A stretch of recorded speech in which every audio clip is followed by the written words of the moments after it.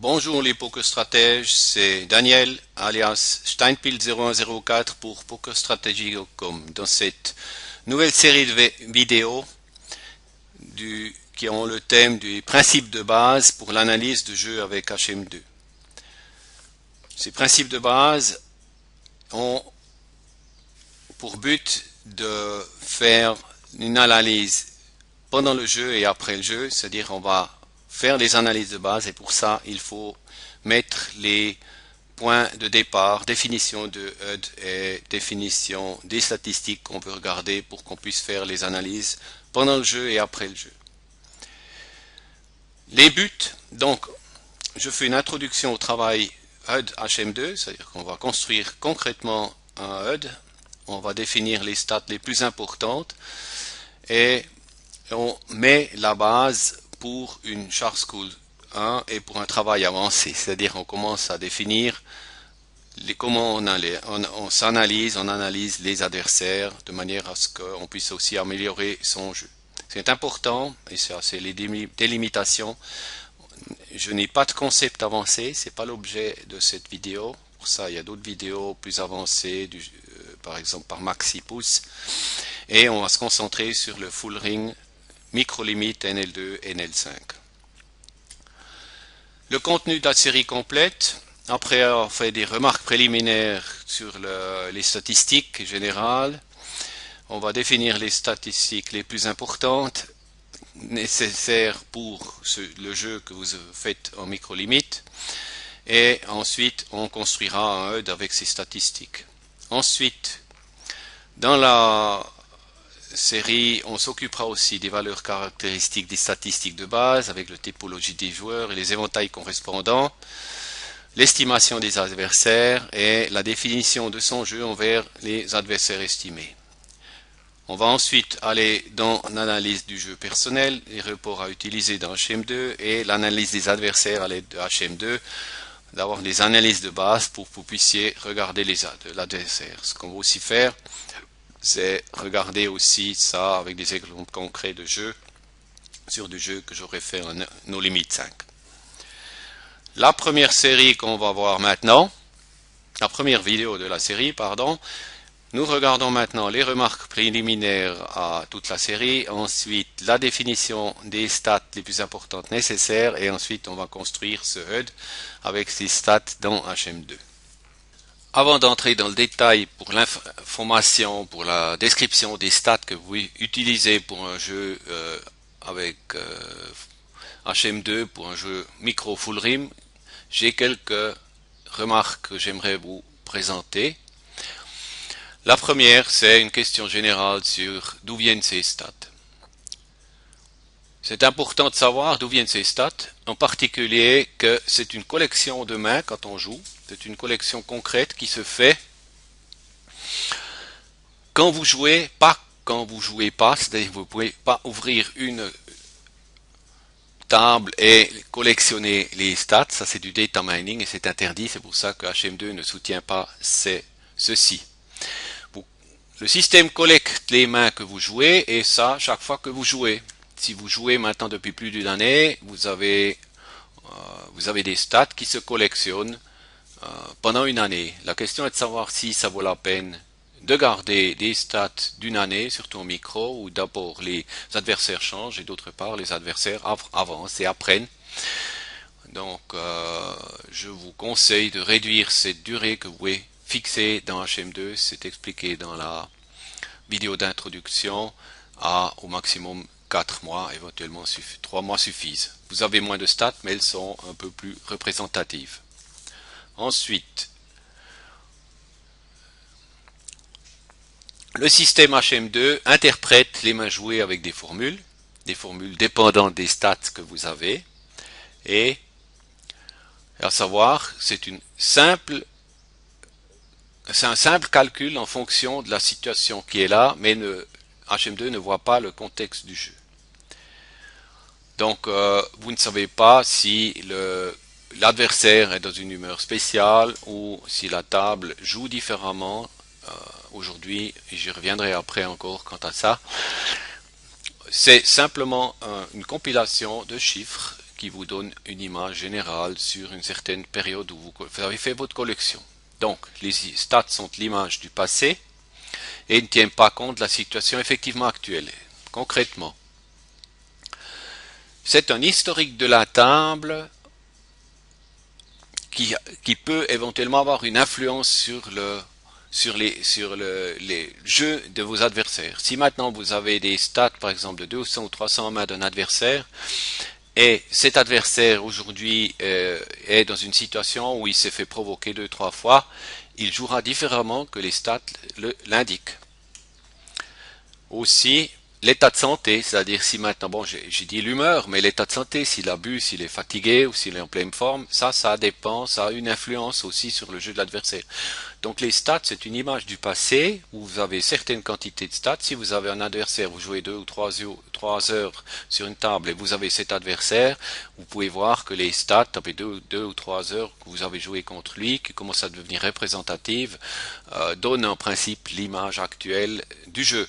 Mais si vous avez des stats sur 3 mois en arrière, et puis même si c'est 1000 mains ou 1200 mains, la situation actuelle de l'adversaire, elle n'est pas tenue compte, et s'il est en mauvaise humeur, s'il est malade, s'il a bu, il jouera différemment.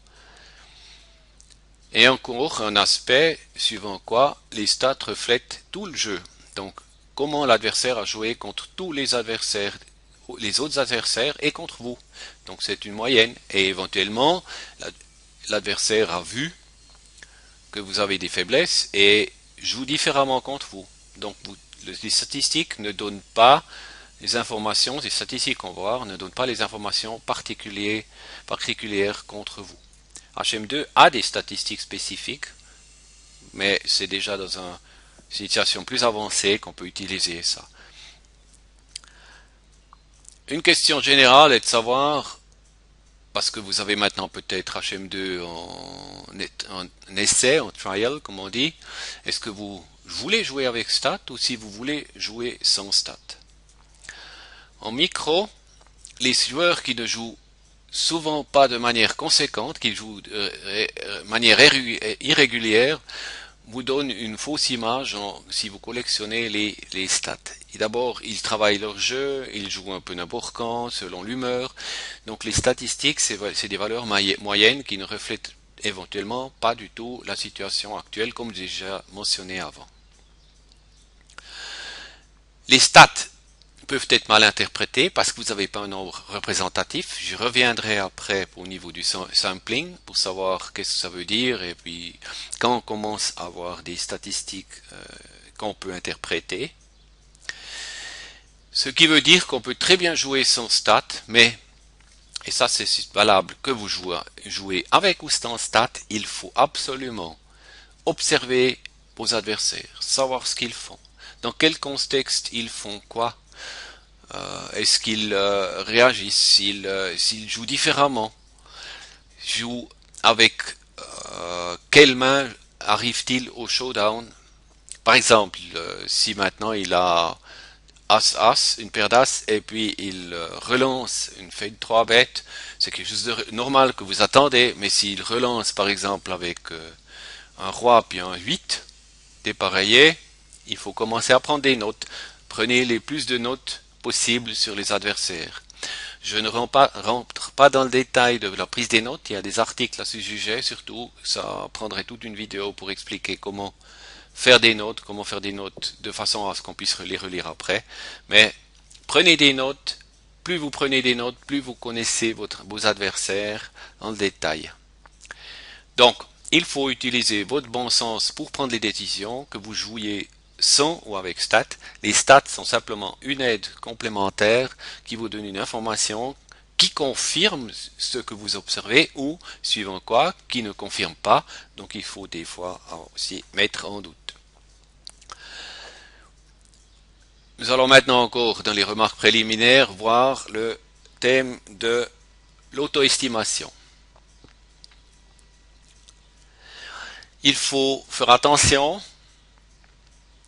car les valeurs qu'on a, par exemple éprouvées des statistiques pré-flop, qui sont bonnes pour un bon jeu, par exemple la starting end chart que vous avez, Il faut simplement savoir que cette statistique que vous avez, si vous utilisez cette starting end chart, cette starting end chart devient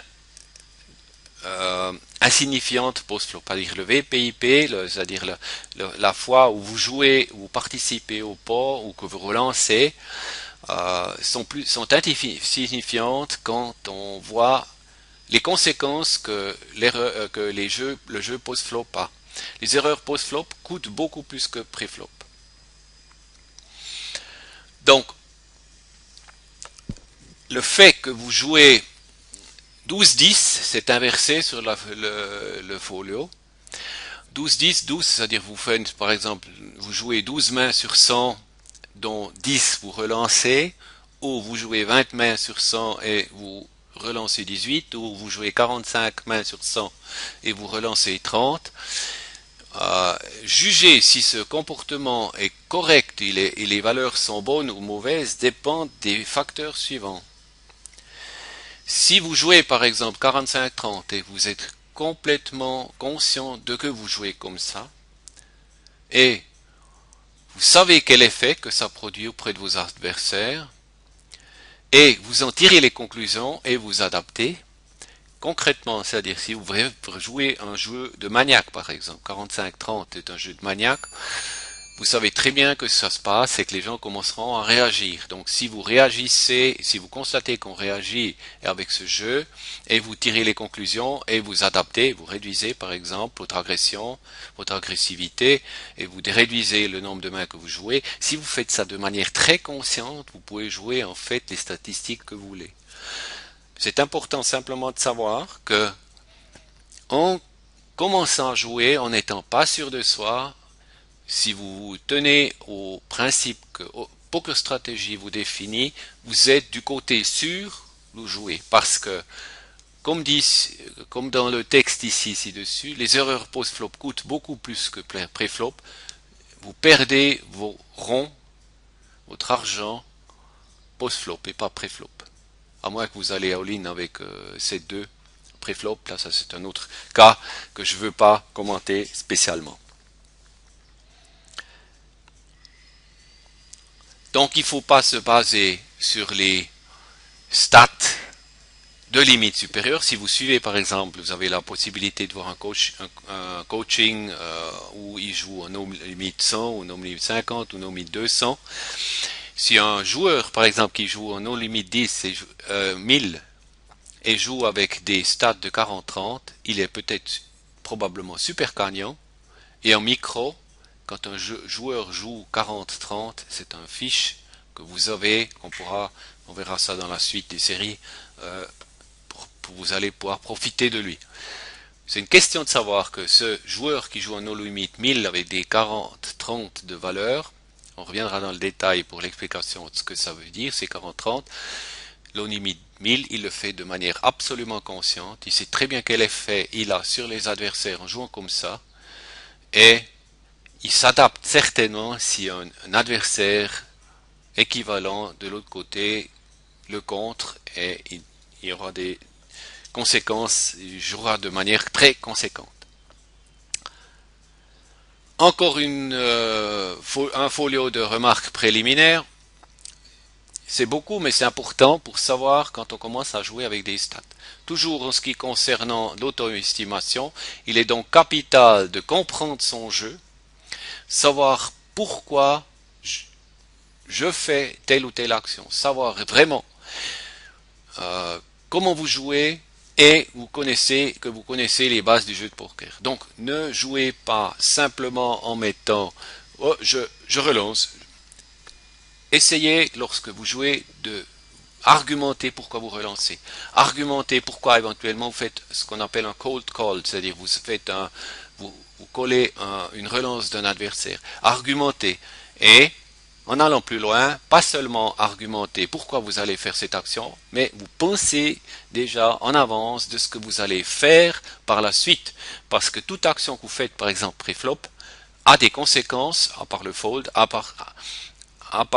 des conséquences pour le jeu post-flop.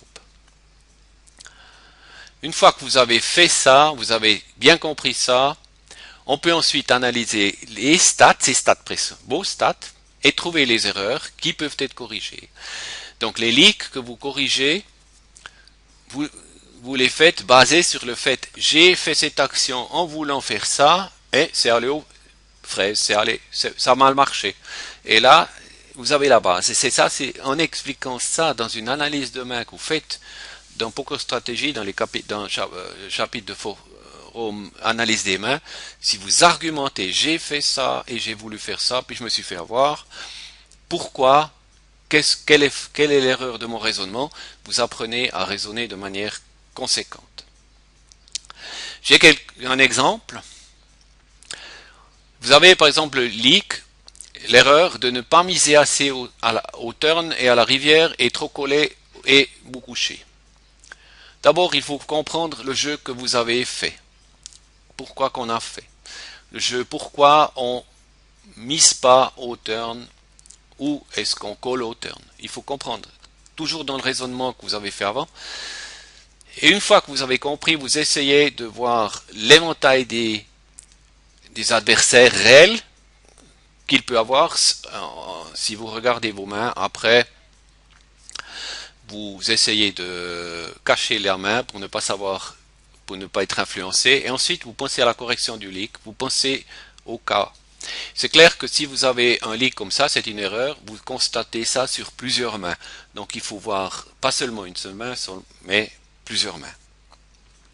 Voilà, je crois que vous avez tout plein de remarques préliminaires. Vous pourrez encore réviser et les revoir avant de rentrer dans le détail. Le détail, c'est la définition des statistiques pour un jeu micro full ring. Comme je l'ai déjà dit, c'est vraiment pour le micro full ring, c'est des stats suffisantes. Et là, c'est important de savoir, de nouveau des remarques, mais des remarques concernant cette définition. Les statistiques sont vraiment pour le full ring, pas pour le short-handed. Si ça va au micro, vous pouvez aussi commencer avec short-handed, mais là il faut commencer à rajouter quelques statistiques. Et elles suffisent amplement pour adapter votre jeu. Si vous avez les bases de poker, de poker stratégie, si vous avez les stats et vous tenez compte de ces remarques que j'ai fait auparavant, vous avez une base excellente pour commencer et modifier votre jeu. Ce qu'il faut savoir, c'est que si vous commencez à monter dans les non-limites, les non-limites 25, 50, déjà 10, ça dépend. C'est une question d'expérience que vous avez propre et de votre bankroll. Et si vous passez en short-handed, il faut adapter vos statistiques. En mettre plus, en short-handed, vous avez plus de place aussi pour afficher les statistiques. Il est clair que les statistiques ont encore ce qu'on appelle les pop-up derrière. Je montrerai ces pop-up aussi en relation de la définition du HUD. On pourra les regarder de façon à ce que vous puissiez, vous, de temps en temps, quand vous avez le temps, vous avez que 2 tables ouvertes, il ne se passe pas trop grand chose, vous pouvez encore regarder ces pop-up derrière qui sont très intéressants. Bien. Statistiques de base qu'on va définir. Nous définissons les stats suivantes. Les statistiques de base générales, le nombre de mains, c'est la base pour le sampling, et le AF, Aggression Factor, le facteur d'agression. Ensuite, les statistiques pré-flop qui sont importantes, le VPIP, PFR, le vol des blinds, le 3-bet et les statistiques post-flop, la quanti-bet et le when to showdown. On pourra toujours argumenter, vous pouvez mettre vos commentaires dans les commentaires, rajouter par exemple faute to quanti-bet ou autre chose. Le faute to quanti-bet de toute façon, mais le quanti-bet turn, c'est une question de définition de sampling et une question de définition où vous vous trouvez au niveau de jeu. Vous pouvez rajouter toutes les statistiques que vous voulez. Je considère cependant que pour commencer avec HM2, ces statistiques suffisent pour se familiariser aux statistiques et commencer à travailler avec elles. Statistiques pré-flop.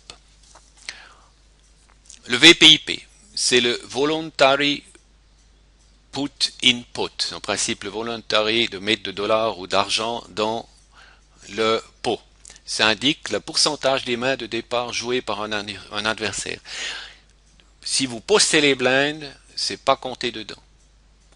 Ça permet de classer l'adversaire dans une catégorie donnée. On verra ça après, plus tard dans le détail. Il faut toujours tenir compte de la stat suivante dans cette relation. Dans HM2, c'est le tot VPIP, on le verra ça dans la construction du HUD. Le PFR, le Preflop Raise, indique le pourcentage des mains de départ avec lequel l'adversaire relance, ou en d'autres termes, la fréquence avec laquelle il relance. Concrètement, quand vous collez, vous avez un VPIP, mais vous n'avez pas de statistique PFR. Et quand vous relancez, vous avez un VPIP et un PFR. Ça veut dire que la relation entre VPIP et PFR, PFR est au moins, il est toujours plus petit ou égal au VPIP. Il ne peut pas être plus grand. La relation entre ces deux, le PFR et le VPIP, est significative pour l'analyse de nos adversaires.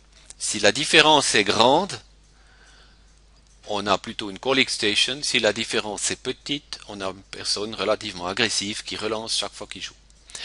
Dans HM2, ça s'appelle TOT PFR. Statistique pré-flop, c'est ce qu'on appelle le attempt to steal, le vol de blinde. C'est permet de mesurer la fréquence avec laquelle on essaie de voler les blindes, c'est noté ici. Il faut savoir que c'est, vous faites un vol de blind au cut-off, donc la position avant le bouton ou en small blind. Et ce total steal représente le pourcentage de ces trois positions où vous avez fait une relance. Elle ne tient pas compte du fait que cette relance est à bon escient, avec une paire d'as par exemple, ou avec une main poubelle. Ça donne simplement le moment où vous faites une relance et vous êtes le premier à relancer, vous êtes le premier à rentrer dans la mise. C'est important, j'ai donné une petite valeur ici, plus de 40%, parce que si vous avez plus de 40%, les adversaires s'aperçoivent très vite qu'on est en train de leur voler les blinds. Total steal, et ce qui est aussi important, le total fold to steal. C'est une relation directe, parce que le fait que quelqu'un qui se trouve au big blind et qui a un fold to steal très élevé, c'est quelqu'un qu'on peut bien voler les blinds. Cette donnée donc indique la fréquence qu'un joueur abandonne son big blind face à un vol de blind. Tot fold to steal. Statistique pré-flop, il n'y en a qu'une seule encore spécifique, c'est la statistique 3 bêtes, pourcentage de 3 bêtes de l'adversaire, total 3 bêtes. Elle est dans une certaine mesure importante. Dans les micros, j'ai constaté, quand je me suis remis un peu à jouer pour vous faire cette série, que vous avez très rapidement des maniaques ou des gens qui sont totalement nits, qui ne jouent que leurs meilleures mains. Et dans ces maniaques, c'est là qu'on voit comment ils se comportent sur la 3 bêtes. Et là, ça permet de s'adapter en quelque sorte. C'est-à-dire, par exemple, ball de blind, si maintenant il a un fold du style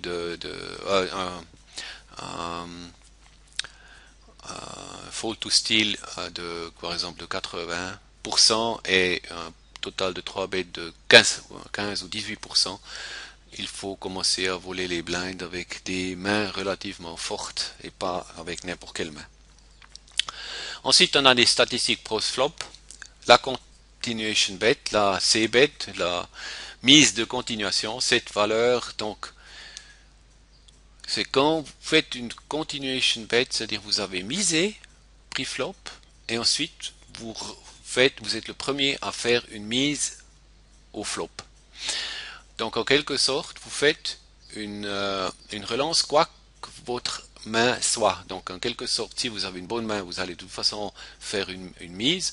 Et si vous avez peut-être une main relativement moyenne ou mauvaise ou quoi, vous allez peut-être quand même faire une mise pour gagner le pot à l'arraché. C'est pour ça que la deuxième valeur que vous avez, la statistique post-flop fold continuation bet, est importante au niveau de l'adversaire. C'est-à-dire, si vous faites une mise et vous avez complètement loupé le flop et vous voyez que votre adversaire a un énorme fold to continuation bet, ça vaut la peine de faire une continuation bet. Ou si vous avez par contre une calling station, quelqu'un qui fait pratiquement jamais un fold quand il a collé, donc oui, vous avez loupé le pot, ne faites pas de continuation bet, ça permet de juger ça c'est question stratégique, mais c'est des informations très importantes. Voilà. Maintenant, post-flop, je l'ai mis encore ici spécialement la définition de l'agression post-flop, même si je l'ai dans l'information générale, passé d'information générale, mais post-flop, cet indicateur donne une information très précieuse quant à l'agressivité du joueur. Ça constitue une aide à la prise de la décision, par exemple. Ça vous donne si il faut, si vous pouvez faire un call down, par exemple, si vous avez top pair, puis un kicker relativement moyen et l'adversaire est très agressif et vous l'avez déjà observé qu'il est très agressif et qu'il est en état de faire montrer son agression jusqu'à la rivière avec une paire moyenne, par exemple, ça vous permet de jouer et de faire par exemple un call down. C'est une information très importante en fonction du PFR et puis de VPIP qui sont toujours importants. Le when to showdown. Le when to showdown, c'est en principe le pourcentage pour montrer la possibilité si un joueur s'est engagé jusqu'à l'abattage. C'est-à-dire est allé jusqu'à l'abattage, quoi qu'il ait fait, qu'il ait relancé ou qu'il ait collé, quoi qu'il en soit. C'est très important cette valeur. Si la valeur est élevée, ça vaut pas la peine de bluffer. Ça, c'est une petite information entre deux. On y reviendra plus tard. Quelques mots que j'aimerais perdre sur le sampling. Le sampling, c'est en principe l'effet représentatif. Toutes les stats ont besoin d'un sampling différent. Parce qu'il y a un certain effet de pyramide. Certaines stats dépendent d'autres. Donc plus le degré de dépendance est élevé, plus il faut de mains pour avoir un effet représentatif. Comme exemple, puisqu'on a déjà la 3 bêtes dans notre HUD, une 3 bêtes n'entre en compte que quand il y a une relance avant. Donc il faut d'abord qu'il y ait une relance, donc PFR par exemple, et ensuite il y a une 3 bêtes. Donc plus le degré des stats est élevé, plus il faut des mains pour avoir un chiffre pertinent. Concrètement, les stats générales, donc vous avez décrit un type de jeu général, on a vu ça avant dans la stat post-flop, l'agression, le facteur d'agression, il commence déjà à être valable sur son main. Ça donne une certaine impression, mais il faut simplement tenir compte que c'est des chats générales qui sont influencés par le reste, donc on ne peut pas tellement définir un sampling, il faut voir toujours une certaine tendance. Petite information, un AF de 1,0, c'est le joueur il colle aussi autant qu'il relance, donc c'est un équilibre. Si l'AF est plus petit, il est passif, s'il est plus grand, il est agressif. Le when to showdown, c'est un pourcentage que l'adversaire va au showdown, donc en principe c'est un facteur neutre aussi au niveau sampling. Il faut l'interpréter. Mais ce qui est très important, comme le when to showdown, c'est arriver à l'abattage, et aller à l'abattage, on n'y arrive pas souvent, il faut beaucoup de mains. Par exemple, pour simplement pouvoir l'impression, que vous ayez l'impression que quand on dit 100 mains, si c'est représentatif, le VPIP 15 et un PFR de 10 sur 100 mains, ça signifie quoi? Ça signifie que l'adversaire a mis 15 fois de l'argent dans le pot sur les 100 mains, et donc de ces 15 fois, il en a relancé 10. Donc en fait, c'est pas beaucoup de mains. Donc vous voyez là une tendance relativement bonne. Mais même après 100 mains, j'ai déjà vu dans les situations où après 100 mains, après 1000 mains, j'ai dû corriger mon estimation que j'avais au départ avec les 100 mains. Des samplings du premier degré. Donc une bonne tendance que vous avez à partir de 100 mains, c'est le VPIP, le PFR, qu'il faut mettre en relation avec le VPIP, comme on l'a vu dans l'exemple avant. L'attempt to steal, le vol de blind et le fold contre le vol de blind. Donc avec 100 mains, on voit à peu près où notre adversaire se trouve dans son estimation. Et je reviens à ce que j'ai dit, vous l'avez observé, éventuellement vous avez vu qu'il a une haute valeur de vol. Il est arrivé 3 fois à l'abattage avec d'excellentes mains, donc c'est toujours à mettre en relation avec ce que vous voyez concrètement.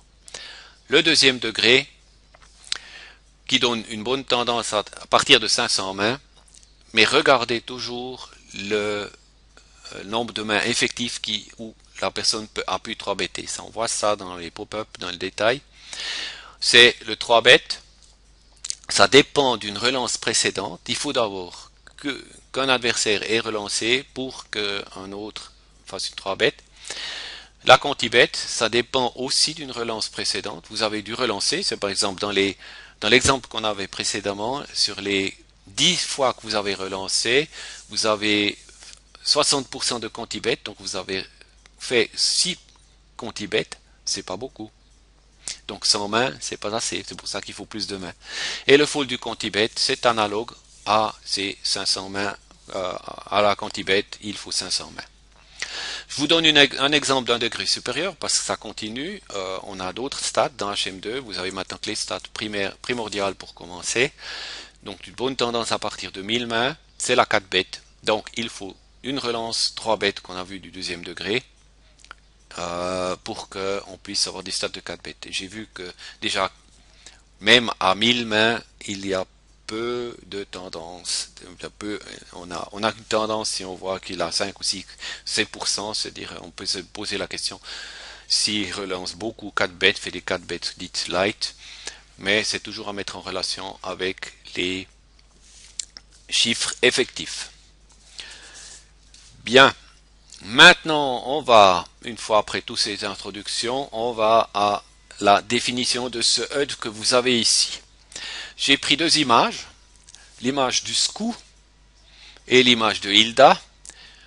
Vous voyez ici ce 25 et ce 29. Je rentrerai dans le détail après dans HM2 avec la démonstration comment on va construire ça. C'est sur NL10. Vous avez 25 mains ici, 29 mains ici, donc un sampling qui est pas représentatif. Ce qui est intéressant, c'est quand même ces chiffres. Sur 25 mains, il a 48,16 et sur 29 mains, il a 10,3. Personnellement, je commence à caractériser, c'est 48 c'est le VPIP et le 16 c'est le PFR. Personnellement, je commence à caractériser ces gens tout en étant conscient, ça c'est très important, tout en étant conscient que j'ai pas assez de mains pour faire un jugement définitif. Le reste, on verra ça dans la structure elle-même quand j'en vais la construire. Je vais maintenant fermer le folio et passer dans HM2. Voilà, maintenant je suis dans All Day Manager. J'ai ouvert mon Adoption ici avec ce bouton ici et je me trouve sur Display Stat sur le défaut de HUD. Je fais un nouveau et là je fais un nouveau avec, j'y donne un nom, Micro Full Ring HUD que je mémorise et vous voyez qu'en principe le même a les mêmes caractéristiques que le défaut. C'est une bonne base pour commencer. Ensuite, maintenant, on va commencer à jouer. Ici, je descends maintenant les mains tout en bas. Je monte mon VPIP. Je monte le VPFR. Et comme on a dit, comme j'ai montré, il y a deux panneaux. On va mettre un nouveau panneau ici pour pouvoir déplacer ces panneaux indépendamment les uns des autres. Le 3 bêtes, on le monte. Il est ici. Et puis maintenant, on va rajouter les stats qu'on a besoin. La première, c'est le style. Vous avez toute la sélection ici possible des statistiques. C'est énorme ce qu'il y a à disposition. Vous avez le total style que vous transférez avec ce bouton. Maintenant, le fall to style se trouve dans les versus style, c'est-à-dire contre un style, le total fall du style qu'on met ici. Et ensuite, on a le quantibet, il se trouve, je crois, ici en bas. Oui, continuation bet, flop, continuation bet qu'on rajoute. Maintenant, il nous manque encore le fold to continuation bet. Ici, vous avez le versus flop fold to continuation bet. Voilà, et on a pratiquement tout, sauf le when to showdown. Maintenant, le when to showdown, on le trouve ici en bas. Le when to showdown, on le trouve ici en bas. Non, il est où le when to showdown? Il est. C'est des fois un peu la recherche. Voilà, showdown. C'est un peu la recherche des fois pour trouver ça. C'est when so flop. Vous avez, il y a beaucoup de trucs ici indifférents. When to showdown. Voilà. Maintenant, on a toutes les statistiques ici définies comme elles doivent être. Si on regarde maintenant la statistique appearance, si vous regardez maintenant ici, on a des abréviations, on a des informations ici et qui sont définies, et dans Config Properties on peut dire Show Abbreviation ou pas. On va mettre le Show Abbreviation ou pas et on va regarder. On voit ça ici, c'est pas tellement beau, hein. On va commencer à un peu modifier les choses. Je vais pas aller trop dans le détail pour pas trop allonger la vidéo. Ce qui est important, c'est simplement qu'on a le Stat Appearance. Dans Stat Appearance, vous pouvez définir par exemple le VPIP, le PFR. Moi, je n'ai pas, j'ai besoin de ça. J'ai pas besoin d'apparent. Ce que je veux, c'est, je veux un espace. Je mets un espace. Et ce que je fais, c'est, je veux agrandir. Non, pardon, c'est pas ici. Ça, c'est simplement là. Je veux agrandir la chose. Attendez voir. Voilà, non, l'agrandissement se fait ailleurs. Voilà. Bon, c'est ici. C'est ici, je veux agrandir, je veux cette stat plus élevée. Voilà. Le PFR, je le veux aussi. De nouveau, j'enlève l'abréviation et je mets un espace et je mets aussi 11. Je crois qu'on avait 11. Voilà. Et sinon, c'est 10. Alors on met le PFR. On met ici exactement 11. OK. Ici, le style, Fall to Style. Là, je peux faire ça de manière différente. Je peux faire le style. On peut laisser comme il est. Ensuite, le Fall to Style, c'est la valeur après. Donc, on fait ici et on fait un espace. Et puis maintenant, le CBET, on le laisse comme il est. Et pour le Fall to CBET, on l'enlève aussi. Et on fait un espace. Apply. Il devrait en principe s'enlever. Ça s'adapte pas immédiatement. Des fois, ça c'est défaut. De cette manière, vous continuez, vous pouvez adapter vos fonds. Ce qui est encore important, ce que j'ai encore dit, j'ai le séparateur. J'ai ici le séparateur ici. Il n'est pas activé. Il n'y a que les abréviations. Si j'enlève ça, j'ai le séparateur. Si j'ai pas de séparateur, je peux mettre des séparateurs naturellement dans les statistiques. Je ne vais pas les m'étaler ici dans le détail. C'est simplement le reste qu'il faut savoir. C'est qu'ici, il faut définir ce micro full ring et vous allez ici le mettre. Par exemple, pour PokerStars, full ring, hold'em, no limit, pot limit, any. Et si vous faites un apply, vous avez ensuite celui-ci défini ici. Et quand vous jouez sur PokerStars, par exemple ici full ring, j'aurai celui-là pas tout à fait terminé. Je vais terminer ça tranquillement et je vous montre après le résultat. Voilà, j'ai une table ouverte avec le PokerStars. Je l'agrandis un peu, que ça donne que vous voyez maintenant. Il est un peu aux fraises, mon système. Alors, je vais commencer à déplacer. Avec le touche de la souris droite, je vais encadrer. Attendez, je dois vite faire une petite action ici. Ici, je vais encadrer les statistiques. Hop. Les statistiques de façon et les placer de façon à ce qu'elle soit au bon endroit. On me demande de l'action. C'est important, si vous cliquez sur celui d'en haut, pardon, là on voit, j'ai fait un double clic. Si vous cliquez avec la touche de série droite en haut, vous prenez toute la statistique, et si vous prenez la touche de série droite sur le panel en bas, vous mettez vous déplacez celui du dessous. Ici, celui-là, je ne me plaît pas ici, je veux l'avoir un peu plus en haut, touche de souris droite, ça s'obscurcit, et voilà. Ici, je veux déplacer celui-là. Il va me donner une 3 bêtes celui-là. On va voir. Voilà, non. Là, je déplace ça ici, je dois déplacer un peu. Donc ça demande un peu de travail au départ. Pour la démonstration, c'est parfait. Je reçois tout le temps des mains. Je deviens exactement 1. Je suis à 3. crois, voilà, celui-là il joue presque.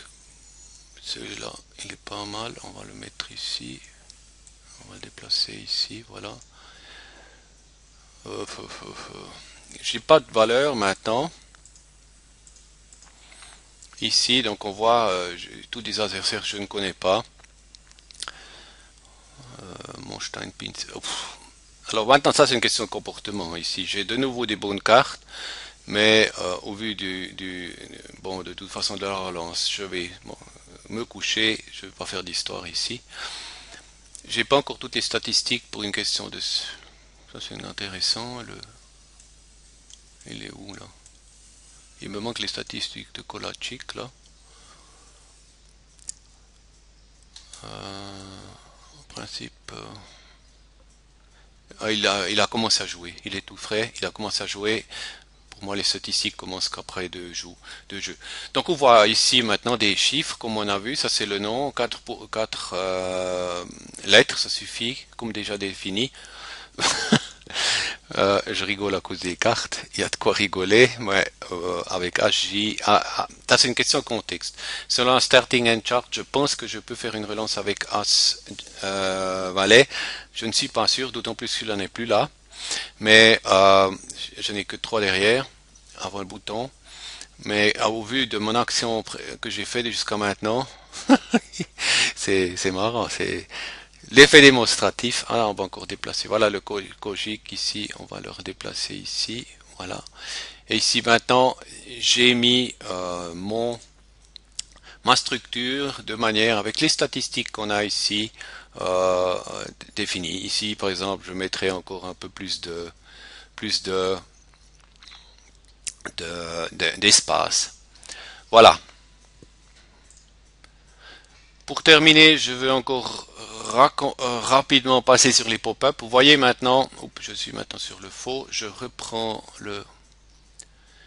ici, ce qu'on a vu là.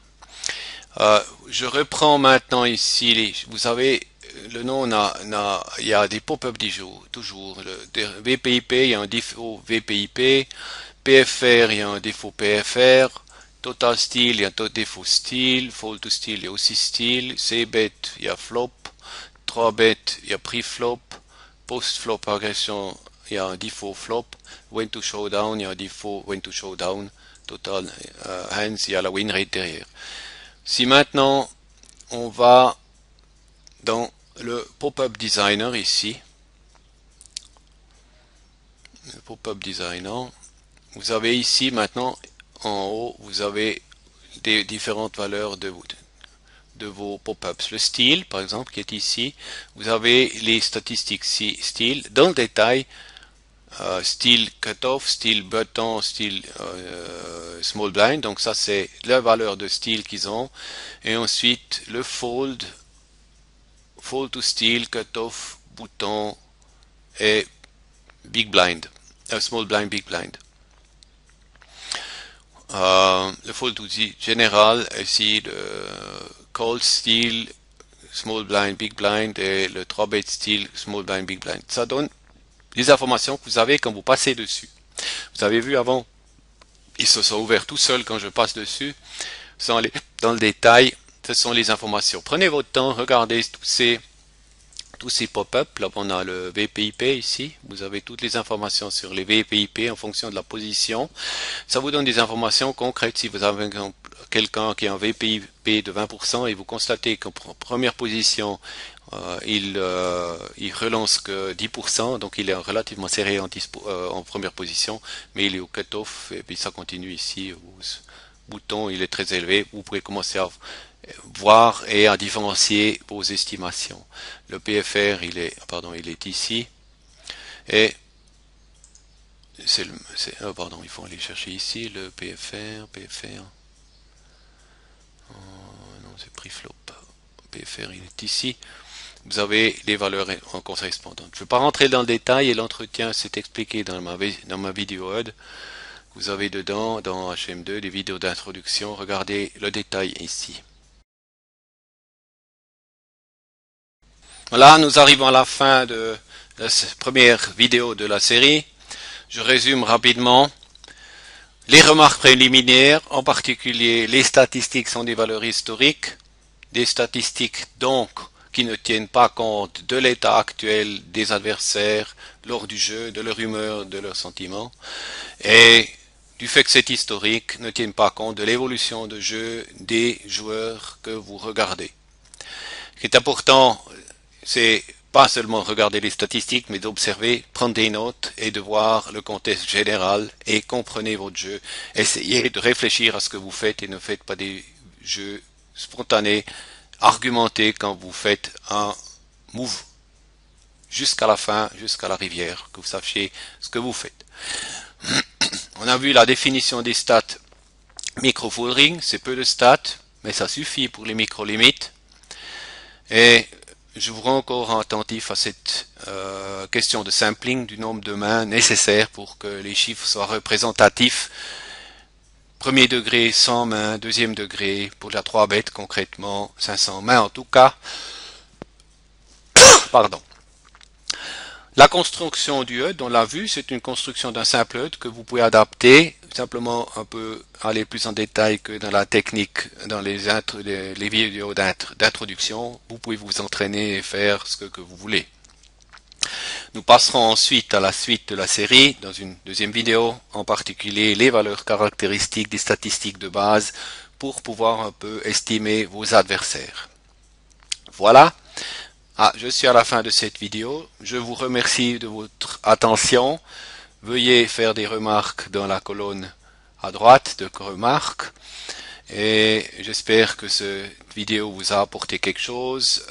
C'était Daniel alias Steinpilt 0104 pour pokerstrategie.com.